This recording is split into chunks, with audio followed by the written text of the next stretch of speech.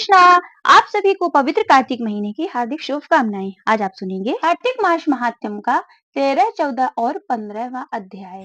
कार्तिक कथा को सुनो, सभी सहज मन लाए, 13वां अध्याय पढ़ूं, श्री प्रभु शरण में आए। दोनों ओर से गदाओं और वाणों और शूलों आदि का भीषण प्रहार हुआ। दैत्यों के तीक्ष्ण प्रहारों से व्याकुल देवता इधर उधर भागने लगे। तब देवताओं के इस प्रकार भयभीत हुआ देख गरुड़ पर चढ़े भगवान युद्ध में आगे बढ़े और उन्होंने अपना सारंग नामक धनुष उठाकर बड़े जोर का टंकार किया। त्रिलोकी साब्दिद्ध हो गई। पल मात्र में भगवान ने हजारों दैत्यों के सिर को काट गिराया और तो फिर भगवान विष्णु और जलंधर में महासंग्राम हुआ। वाणों से आकाश भर गया। लोग आश्चर्य करने लगे।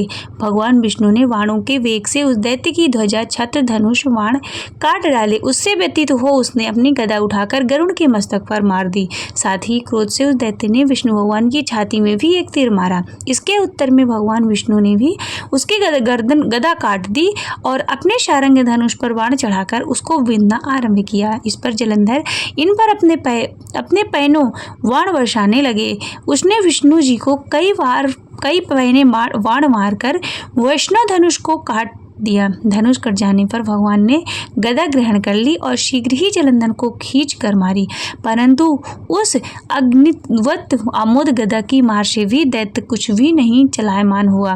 उसने एक अग्निमुख त्रिशूल उठाकर विष्णु पर छोड़ दिया। विष्णु ने शिव के चरणों का स्मरण कर नंदन नामक त्रिशूल से उसके त्रिशूल को छेद दिया। जलंधर ने झटपट विष्णु की छाती पर एक जोर का मुष्टिक मारा। इसके उत्तर में भगवान विष्णु ने उसकी छाती पर अपनी एक मुष्टि का प्रहार किया। फिर दोनों घुटने टेक कर बाहुओं और मुष्टिकों से बाहु युद्ध करने लगे, किंतु कुछ ही देर तक भगवान उसके साथ युद्ध करते रहे। तब सर्वश्रेष्ठ मायावी भगवान उस दैत्यराज को मेघवाणी में बोले कि हे रण दुर्मद दैत्य श्रेष्ठ, तू धन्य है जो इस महायुद्ध में इन बड़े बड़े आयुधों से भी भयभीत न हुआ। तेरे इस युद्ध में मैं प्रसन्न हूँ। तू जो चाहे वर मांग। मायावी विष्णु की ऐसी वाणी को सुनकर जलंधर ने कहा कि हे भावुक, यदि आप मुझ पर प्रसन्न हैं तो यह वर दीजिए कि आप मेरी बहन तथा अपने सारे कुटुंबियों सहित मेरे घर आकर निवास करें।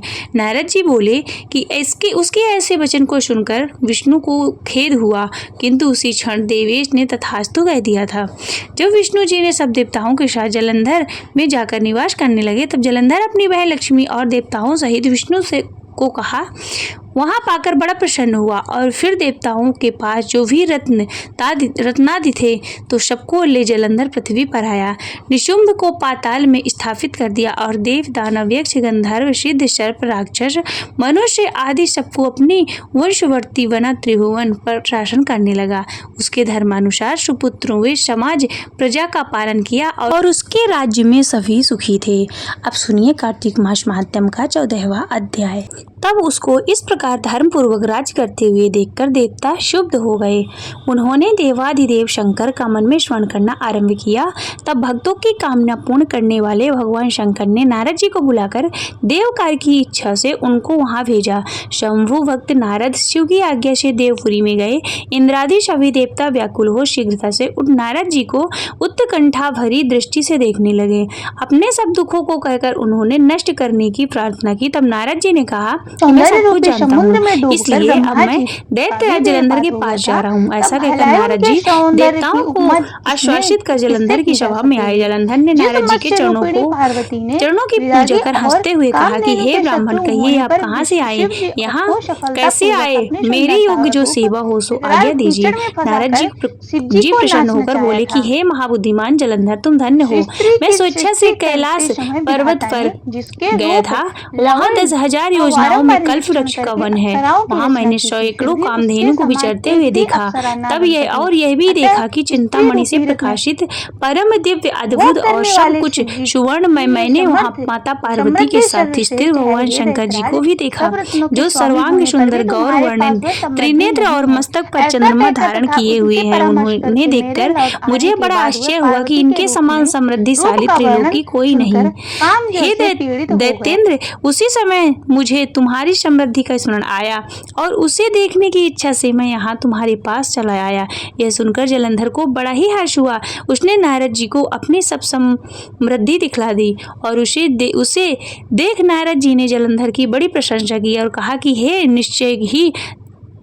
निश्चय ही त्रिलोकपति होने के योग्य हैं। ब्रह्मा जी का हंस युक्त विमान तुम ले आए हो तो त्रिलोक पाताल और पृथ्वी पर जितने भी रत्नादि हैं सब तुम्हारे ही तो हैं। ऐरावत उच्चैश्रता घोड़ा कल्पवृक्ष और कुबेर की निधि भी तुम्हारे पास है। मणियों और रत्नों के ढेर भी तुम्हारे पास लगे हुए हैं। इससे मैं बड़ा प्रसन्न हूँ, परंतु तुम्हारे पास कोई स्त्री रत्न नहीं है। इसके बिना तुम्हारा यह सब फीका है। तुम किसी स्त्री रत्न को ग्रहण करो। नारद जी के ऐसे वचन को सुनकर दैत्यराज काम से व्याकुल हो गया। उसने नारद जी को प्रणाम करके पूछा कि ऐसी स्त्री कहाँ मिलेगी जो रत्नों में श्रेष्ठ हो। नारद जी ने कहा, ऐसा रत्न तो मैं कैलाश पर्वत में योगी भगवान शंकर के पास है और उनकी सर्वांग सुंदरी पार्वती देवी बहुत ही मनोहर हैं। उनके समान सुंदरी किसी और को नहीं देखा। उसके उस रत्न की उपमा तीनों लोकों में कहीं नहीं है। देवर्षि उस दैत्य से ऐसा कहकर देव कार्य करने की इच्छा से आकाश मार्ग में चले गए। यहाँ पर हमारा 14वां अध्याय समाप्त होता है। आगे की कथा में आप चल सुनिए 15वां अध्याय। श्री विष्णु भगवान की कृपा हो शपर परम्पार। कार्तिक मास का हम करें 15वां विस्तार। राजा पृथु ने नारद जी से पूछा कि हे मुनि श्रेष्ठ, तब दैत्यराज ने क्या किया, वह सब मुझे विस्तार से सुनाइए। नारद जी बोले कि मेरे चले जाने के बाद जलंधर ने अपने राहु नामक दूत को बुलाया, आज्ञा दी कि कैलाश पर एक जटाधारी शंभु योगी रहता है, उससे उसकी सर्वांग सुंदरी भार्या को मेरे आंगन में मेरे लिए मांग लाओ।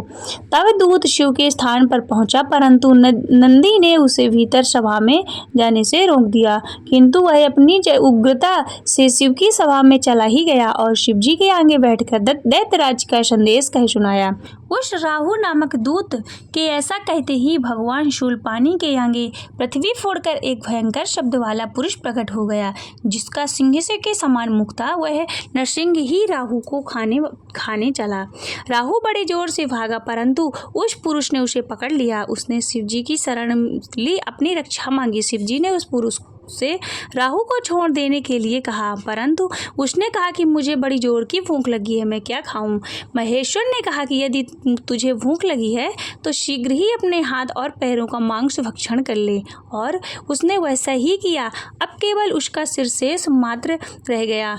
तब उसका ऐसी कृत्य देख शिव जी ने प्रसन्न हो उसे अपना आज्ञा पालक जान अपना परम प्रियगण बना लिया।